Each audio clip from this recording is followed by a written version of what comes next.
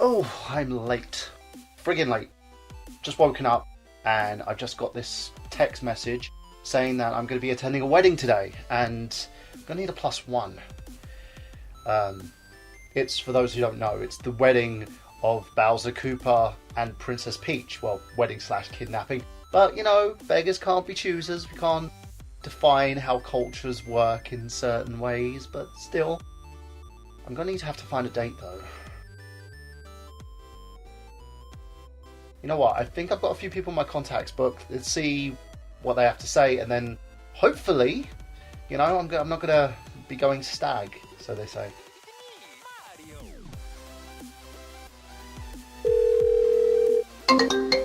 Hello? Hey, Trista, it's me, Michael Burhan. You know, the guy from Nerd Genius. I was wondering if you'd... Ew! No! Okay, that was a little bit harsh. I've got it. Tonya, Pixel Gamer Girls. She never says no to anything. She will go anywhere with anybody. She's just really that nice. Hey! Hey Tonya, it's Mike. Mike Burhan, you know, here from Nerd Genius. I was wondering if you'd like to go out on a date and be my +1 to go and see Bowser and Princess Peach, you know, be together in holy matrimony. Yeah, sure. That sounds fun. I'll go out with you.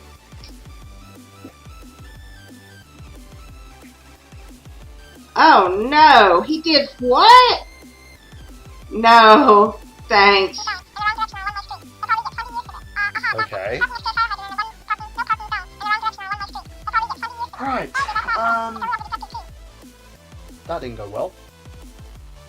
Hey, you know what? Who says my +1 has to be a woman? What I'm going to do is I'm going to ask the power metal gamer himself, Tag O'Callahan. That Irish guy is up for a good time. We could go like wedding crashers like Vince Vaughn. I could be the Vince Vaughn to his Owen Wilson. Yeah, let's do that. Oh, hold on a second. Phone's ringing. Ah, it's Boran. Alright. Answer. Hey Tag, it's Mike Burhan, the Nerd Genius himself. I was wondering if you want to go with me and be my +1 on this date to go and see Bowser Koopa and Princess Peach get married. You know, we can go around, score some lovely ladies there, you know. Depending what you're into. Could be man, woman, Toad, Koopa Trooper, just saying. Don't discriminate here. I hear, you know, Rosemary's going to be there. There's some kind of weird incestuous thing going on with her and Luigi, but still. No, Mr. Borhan, I do not want to be your +1. Do you know why? Because you are a bum raper, and I really appreciate my own bumhole not being violated, so thank you very much, goodbye. Well, that was a bit unpleasant.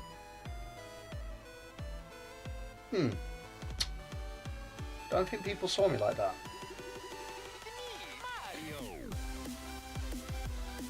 You know what? Just roll the credits. Just roll the intro thing.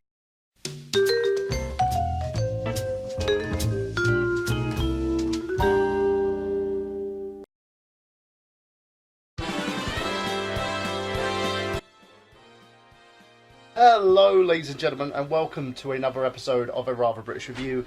And I apologise, I'm kind of getting myself ready for this wedding right now, and well, I've kind of conflicted my schedule, so I thought I'd inline this wedding with my review for Super Mario Odyssey, because, you know, I've been playing it on the Switch. It's a really good game, I'm not gonna lie. Mario Odyssey was released on the Nintendo Switch on October 27th, 2017, and is of course the 18th Mario title in the Mario series. It is the 8th Mario 3D title in that series, and the 6th for home console, after Super Mario 3D World. The game has a sandbox element and revolves around Mario exploring Earth-based settings, with the final stage being the moon. Well, in all fairness, you're basically doing the same trope that you usually do, where you're Mario trying to save the princess, and she's being kidnapped by Koopa, who for some reason, can't quite get the message. There's one thing about being a cock tease, and there's another thing about being an utter stalker. And that's kind of what he's doing. The mechanics have similarities to Super Mario 64 and Mario Sunshine collectively. The story starts off with the usual fare as Mario fights with Bowser whilst trying to save Peach from Bowser's clutches. His hat is shredded in the process and is replaced with a hat-shaped ghost named Cappy, who eventually finds Mario in his homeland of Bonington. You can say he was Bowsering for action. Your goal is to travel to these worlds and beat the first boss while collecting moons to power your airship, known as the Odyssey, which, with each set of moons collected, you can skip the secondary boss on each level and not save locations if you don't feel like doing so. The currency works in two ways. You have the usual gold coins collected that you can use to purchase extra moons, hearts, and non-level exclusive costumes, while also collecting purple level specific coins that can help you purchase level specific outfits. It's a weird thing, getting into a universe where you're basically full of other creatures that you've never explored before, and Cappy is quite one of them. He's very awesome in terms of the moves and the range of moves that he has in terms of possessing things. Okay, we're going into kind of slavery in that sense. Mario's kind of done a lot of things in his life, like destroying blocks, jumping on toads, destroying kingdoms and overruling like lizards, and also even being played by Bob Hoskins. Yeah, that wasn't a great thing. The two bosses for each level, firstly, are the Broodals, who are aligned with Bowser for some reason, and you can defeat them by possessing items and knocking their hats off in order to jump on their heads 3 times. This can be done rather easily, and opens up the level so that you can traverse it up to the primary level boss, who you can compete with to obtain another set of moons. 3 moons collectively for each boss, which gives it up to a total of 6.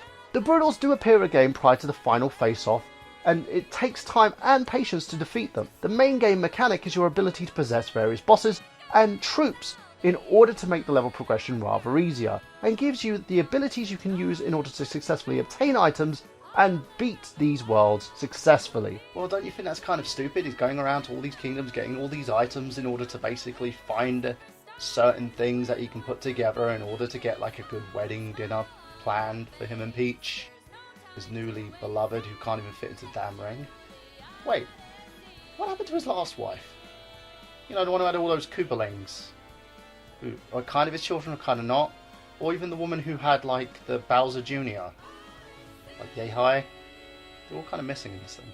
You can also traverse warp pipes and allow you to progress and complete miniature 8-bit Mario levels in order to obtain coins, stars, from point A to point B. Hidden with each level are Mario 64 style paintings that can allow you to move to secret parts of various worlds in order for you to gain extra moons.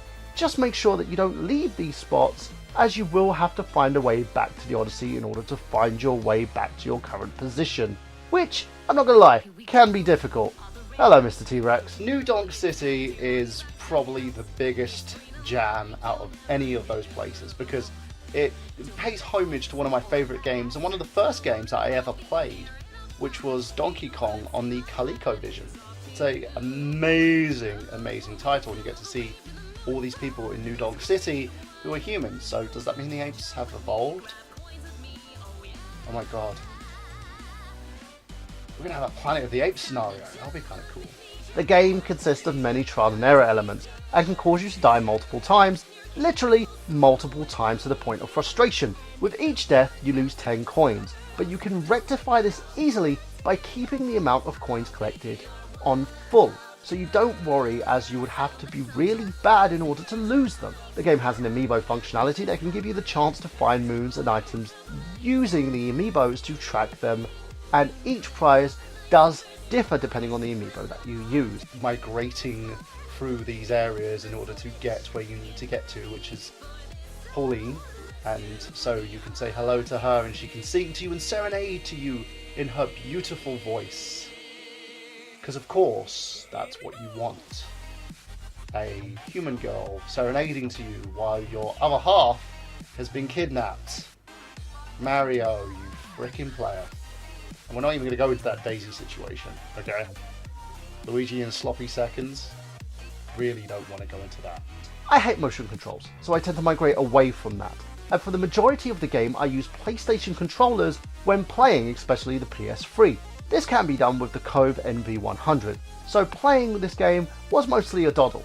And yes, I know you have to use the motion control in order to do that Cappy rainbow spin, but you can also do it by rotating your left stick and hitting the A button at the same time in order to have Cappy be thrown about, and does allow you to do the same thing. The final boss battle with Bowser uses all your skills that you've learned previously, and gives you the old Mario escape scene that you've seen countless times from the Super Mario franchise. It does not disappoint, as the ending was a little to be desired, as it gives a new take on Mario saving the princess, having Peach leave you high and dry because, well, she's basically sick of your shit. And in the infighting between Mario and Bowser was kinda hilarious. If you're looking for a great time and a game that you can play portably, anywhere and everywhere, and basically gives you a gaming party like none other, then this game is recommended for you. Now, as always, I give this game a score of 1 and a 5. 1 being the worst and 5 being the best. I give this game a rather exciting 5. I can't help how nostalgic I felt whilst playing this, and it also brought something new to the table. It was exciting to play, and I was on the edge with each level completed.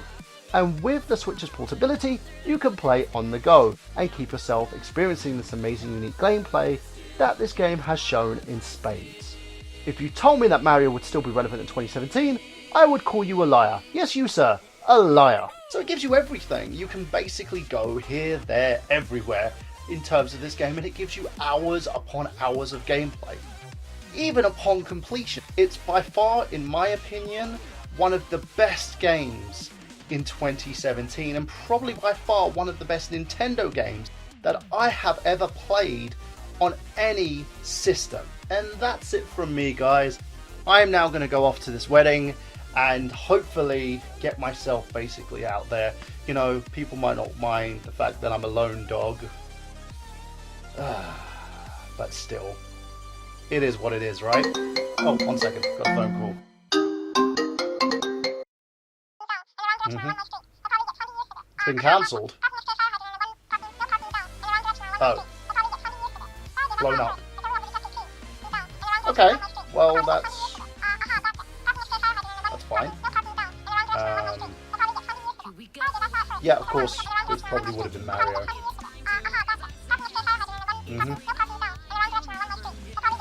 Yep. Right. Oh well.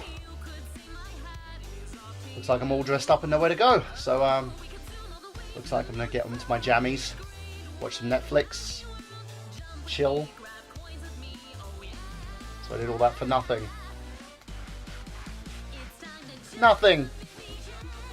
Just put the screen on.